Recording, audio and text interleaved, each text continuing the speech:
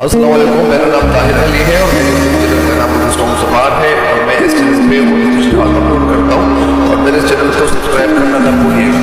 بسم اللہ الرحمن الرحیم۔ السلام علیکم ڈیئر اسٹوڈنٹس، امید ہے آپ لوگ ٹھیک ہوں گے اور آپ لوگوں کی زندگی خوشیوں کے ساتھ گزر رہی ہوگی۔ تو آپ لوگوں کے لیے چلتا ہوں پن نمبر 4 کی طرف۔ پن نمبر 4 کیا ہے؟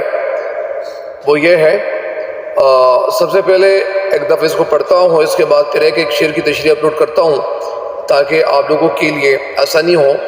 اور سارے بند کی اگر تشریح کی جاتی ہے تو پھر بڑی مشکل ہوتی ہے اسٹوڈنٹس کے لیے، ان کو پتہ نہیں چلتا کہ یہ کون سے لفظ کی تشریح ہوگی یا کون سے شعر کی تشریح ہوگی، وہ مشکل ہوتی ہیں پھر سمجھنا، خاص کر اسٹوڈنٹس کے لیے۔ بند کچھ یوں ہے: ابر کے ہاتھوں میں رہوار ہوا کے واسطے، تازیانہ دے دیا برق سر کوثار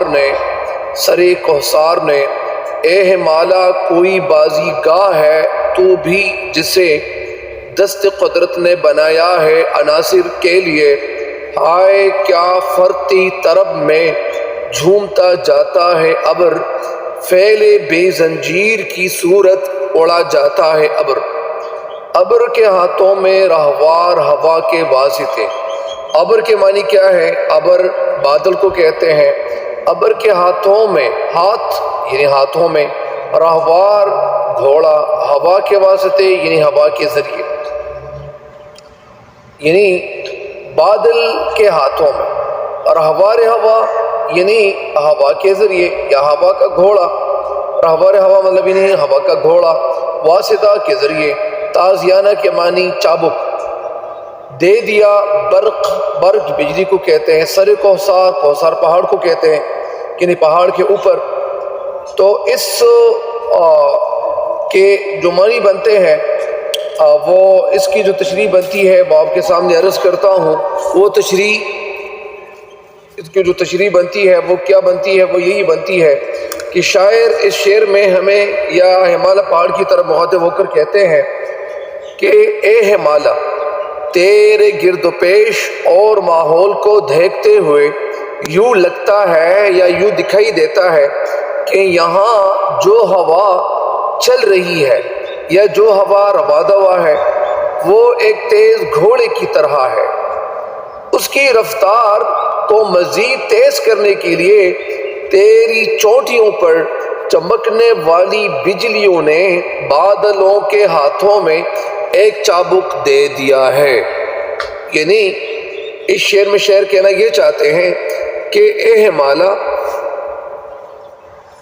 تو ہماری، یعنی شاعر کہتے ہیں بادل کے ہاتھوں میں، شاعر ہمالا پہاڑ کی طرف مخاطب ہو کر کہتے ہیں، کیا کہتے ہیں کہ بادل کے ہاتھوں میں ہوا کے گھوڑے کے لیے پہاڑی سلسلے کی چوٹی پر چمکنے والی بجلی نے چابک دے دیا ہے۔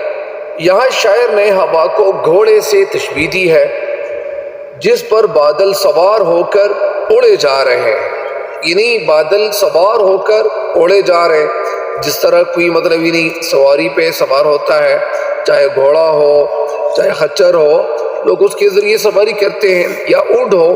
پرانے دور میں لوگ بہت زیادہ سواری کرتے تھے، سواری مطلب کرتے تھے، بہت سارے جانوروں کو استعمال کرتے تھے، لیکن آج کل یہ تو اللہ تعالیٰ کی بڑی مہربانی ہوئی ہے کہ گاڑیوں کی جو زیادتی ہے، گاڑیوں کی جو کثرت ہے وہ بہت زیادہ ہو گئی ہے، لہٰذا آج کل لوگ مطلب گاڑیوں میں سفر کرتے ہیں، لیکن پرانے دور میں زیادہ تر جانوروں کا استعمال کیا جاتا تھا۔ تو اس لیے شاعر یہاں پہ کہنا یہ چاہتے ہیں کہ یہاں پہ شاعر نے ہوا کو گھوڑے سے تشبیہ دی ہے۔ تشبیہ کیسے کہتے ہیں؟ کسی ایک چیز کو کسی دوسری چیز کی طرح قرار دینا، اس کو تشبیہ کہتے ہیں۔ جس پر بادل سوار ہو کر اڑے جا رہے ہیں اور ہوا کے ہاتھوں میں آسمان پر چمکنے والی بجلی کا چابک دے دیا گیا ہے۔ یعنی جس طرح کوئی مطلب یعنی تانگے چلاتے تھے، تو تانگے چلانے والا جو کچوال ہوتا تھا یا کچوان ہوتا تھا، وہ کیا کرتے تھے؟ وہ یہی کرتے تھے کہ وہ تانگے کو چلاتے تھے۔ جب تانگے کو چلاتے تھے تو ان کے پاس ایک چابک ہوتا تھا۔ چابک کسے کہتے ہیں؟ چابک اصل میں ایک چھڑی ہوتی ہے، لکڑی ہوتی ہے، اور اس کے سرے پہ کوئی تار وغیرہ باندھتے ہیں، یا کبھی کبھار کچھ لوگ یعنی جو ڈرپ کا جو تار ہے تو اس کو بھی لوگ یعنی باندھنے کے لیے استعمال کرتے ہیں، اس کو بھی چابک کہتے ہیں۔ تو وہ جب اس کے سرے پر جب وہ باندھتے ہیں تو اس کو لوگ چابک کہتے ہیں۔ تو چابک یعنی گھوڑے کے لیے لوگ استعمال کرتے تھے تاکہ گھوڑے کو ہانکا جائے، گھوڑے کو مطلب انہیں تیز لے جایا جائے، تو اس لیے لوگ مطلب انہیں اس کے لیے صرف اس کا استعمال کرتے تھے۔ تو یہاں پہ مطلب یعنی چابک کا استعمال کیا جا رہا ہے۔ چابک کیا چیز ہے؟ یہاں پہ چابک کا مطلب یعنی جس پر یعنی یہاں شعر نے ہوا کے گھوڑے سے تعبیر دی ہے جس پر بادل سوار ہو کر اڑے جا رہے ہیں، مطلب یعنی ایسا دکھائی دیتا ہے کہ یہ بادل یعنی بہت خوبصورت طریقے سے یہ جو تخیل کا استعمال کرتے ہیں اور تخیلات دینی کا استعمال کرتے ہیں کہ بادل یعنی جس طرح گھوڑے کے ذریعے لوگ سواری کرتے تھے، تو اس طرح یہاں پہ بادل جو سوار ہو کے اڑے جا رہے ہیں، جس طرح یہ ہوا یعنی جس طرح گھوڑے تیز جاتے تھے اس کے اوپر لوگ بیٹھ کے وہ سفر کرتے تھے تو بہت تیزی کے ساتھ گھوڑا جاتا تھا، لیکن یہاں پہ ایسا دکھائی دیتا ہے کہ جس پر بادل سوار ہو کر اڑے جا رہے ہیں اور ہوا کے ہاتھوں میں آسمان پر بجلی والی یعنی چمکنے والی بجلی کا چابک دے دیا ہے۔ یعنی چمکنے والی بجلی کیا ہوتی ہے؟ مطلب جو تھنڈر ہوتی ہے، جو تھنڈر ہوتا ہے، تھنڈر کی جو بجلی ہوتی ہے اس کی طرف اشارہ ہے تاکہ وہ اس سے گھوڑے کو تیز سے تیز لے جایا جائے، لے چلا جائے یا لے چلایا جائے یا تیز ہانکتی چلی جائے، مطلب یعنی تاکہ وہ اس سے گھوڑے کو تیز سے تیز ہانکتی چلی جائے، تو اس کی طرف یعنی یہ اشارہ ہے۔ یعنی مجھے امید ہے کہ انشاءاللہ آپ سمجھ گئے ہوں گے، اس میں مزید کوئی الجھن نہیں رہے گی۔ دوسرا شعر یہ ہے، اے ہے مالا کوئی بازی گاہ ہے تو بھی جسے، ہمالا پہاڑ، بازی گاہ یعنی کھیل کا میدان، بازی یعنی کھیل کو کہتے ہیں، گاہ کا مطلب یعنی میدان، تو یہاں پہ بازی گاہ سے مراد کیا ہے؟ یعنی کھیل کا میدان مراد ہے۔ اور تو بھی جسے دست قدرت نے بنایا، دس ہاتھ کو کہتے ہیں، قدرت مطلب اللہ تعالیٰ کا ہاتھ، یہاں پہ اللہ تعالیٰ کی قدرت کی طرف اشارہ ہے، بنایا ہے عناصر کے لیے۔ یعنی اس دنیا میں لوگ کہتے ہیں کہ یہ دنیا 4 عناصر سے بنی ہوئی ہے، پانی ہے، ہوا ہے، آگ ہے اور مٹی، لیکن آج کل جو عناصر ہے اس کی تعداد میں اضافہ ہوا ہے۔ یہاں پہ عنصر کی جمع ہے، اور اگر آپ عنصر کو الگ استعمال کریں گے تو یہ عنصر ہے، یہ عنصر نہیں ہے۔ اگر آپ اس کو کسی لفظ کے ساتھ استعمال کریں گے تو پھر وہ عنصر بن جائے گا، لہٰذا یہاں پہ اصطلاحی طور پر وہ اجزاء مراد ہے۔ عناصر سے مراد یعنی اصطلاحی طور پر وہ اجزاء مراد ہیں جن سے کائنات اور زندگی وجود پذیر ہوئی ہے، یعنی جن سے کائنات اور زندگی وجود میں آئی ہوئی ہے۔ وجود پذیر ہوئی مطلب وجود میں آئی ہے۔ آج کل ان کی تعداد 110 سے بھی زیادہ ہو گئی ہے، یعنی آج کل ان کی تعداد 110 سے بھی زیادہ تجاوز کر چکی ہے، لہٰذا لیکن قدیم زمانے میں ان کی تعداد جو تھی وہ صرف اور صرف 4 ہی تھی، یعنی ہوا، مٹی، پانی اور آگ، تو یہ تعداد تھی، تو اس کی طرف اشارہ ہے۔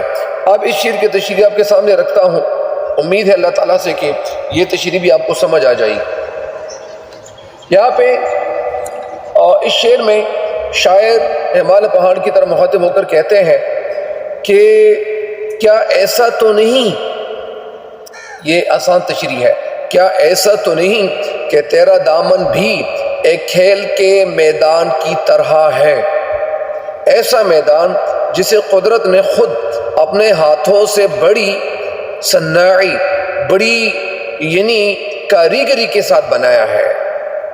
یعنی شاعر اس شعر میں علامہ محمد اقبال رحمۃ اللہ علیہ کہتے ہیں، اے مالا کیا تو کوئی کھیل کا میدان ہے، اے مالا کیا تو کوئی کھیل کا میدان ہے جسے اللہ تعالیٰ نے آگ، پانی، مٹی اور ہوا کے عناصر کے لیے بنایا ہے، عناصر کے لیے بنایا ہے۔ یہ عناصر کیا ہے؟ آگ الگ عنصر ہے، پانی الگ، مٹی اور ہوا یہ الگ الگ چیزیں ہیں۔ تو یہاں پہ مراد ہے کہ آگ، پانی، مٹی اور ہوا سے ہر جسم یعنی مادی ترکیب پاتا ہے، یعنی ہر جسم کو ایک طاقت ملتی ہے۔ اگر یہ آگ، مٹی، ہوا اور پانی ان کو دنیا سے نکال دے تو پھر دنیا تو ختم ہو جائے گی، لہٰذا اللہ تعالیٰ نے ان کے ذریعے دنیا بنائی ہے۔ تو اس لیے شاعر کہتے ہیں کہ ان چیزوں سے اللہ تعالیٰ نے بہت ساری جسمیں بنائی ہوئی ہے، اور یہ دنیا میں ان کی وجہ سے اللہ تعالیٰ نے یہ دنیا تخلیق کی ہوئی ہے۔ ان سے ہزاروں قسم کے اجسام کی تخلیق ہوتی ہے، یعنی کریٹ ہوتی ہیں، ہزاروں قسم کی جسمیں تخلیق ہوتی ہیں، بنائی جاتی ہے۔ ہمالیہ کی وادیوں اور چوٹیوں پر ان عناصر کا ہر لمحہ تماشا نظر آتا ہے۔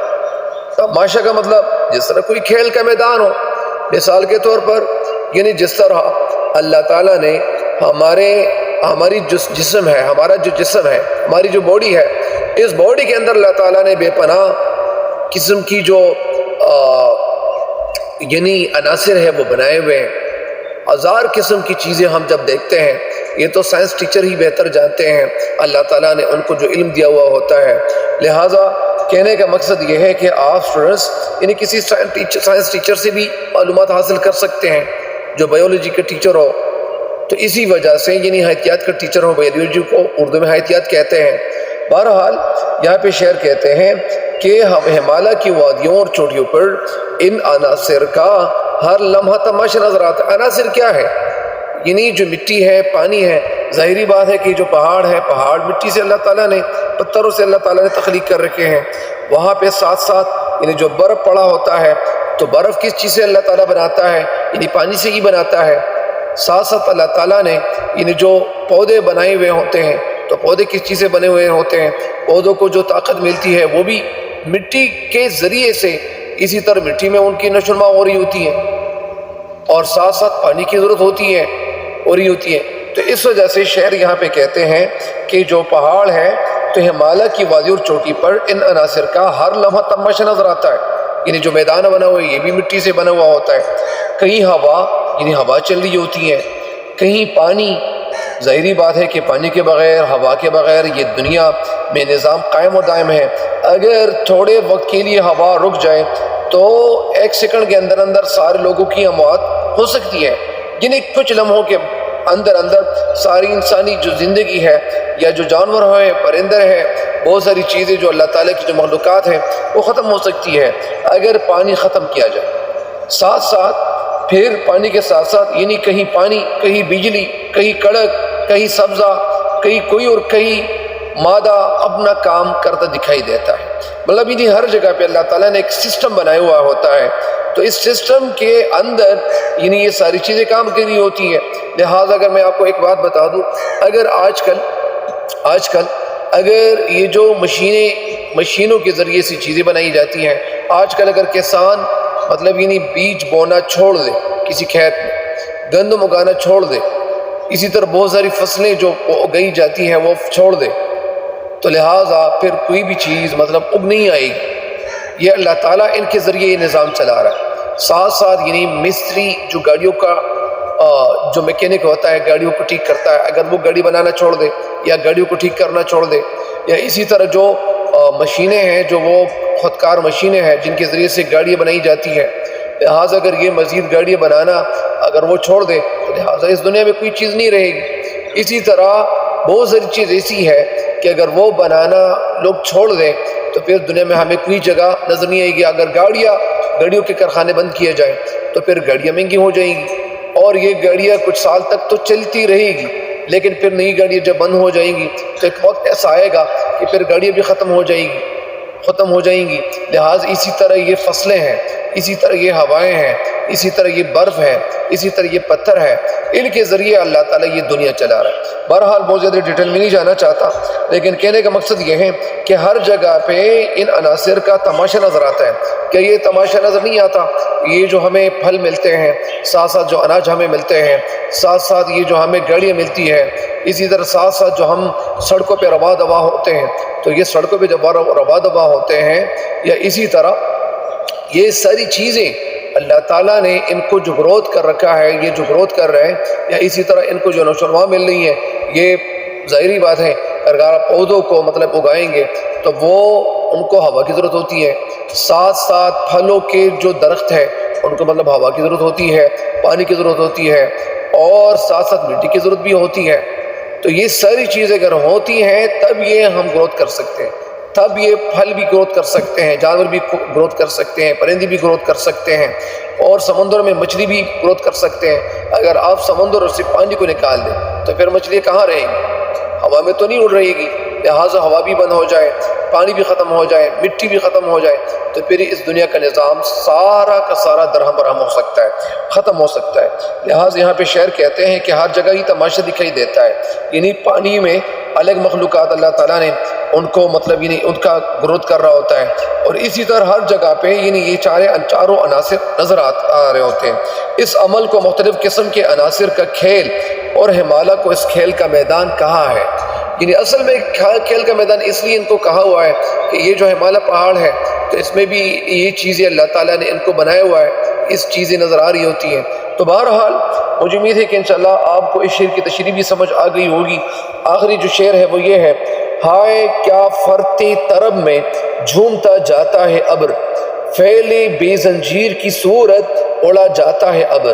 ہائے کا مطلب یہ بندہ تب کہتا ہے یعنی کبھی کبھار کوئی خوشی کا موقع ہو، اس موقع کے حوالے سے لوگ کہتے ہیں کہ ہائے، مطلب کتنا خوبصورت موسم ہے۔ یا اسی طرح ویسے بھی انسان اگر کسی جگہ پہ پکنک کے لیے جانا چاہتا ہے، ان کے گھر میں کوئی میٹنگ ہو جاتی ہے، ان کے گھر میں لوگ کہتے ہیں کہ ہمیں کسی جگہ پہ پکنک میں جانا چاہیے، فلاں ملک جانا چاہیے، اس علاقے میں جانا چاہیے، تو جو بچے ہوتے ہیں تو وہ جھوم اٹھتے ہیں خوشی کی وجہ سے، تو اس وقت بھی یہ نہایے کا لفظ نکل جاتا ہے۔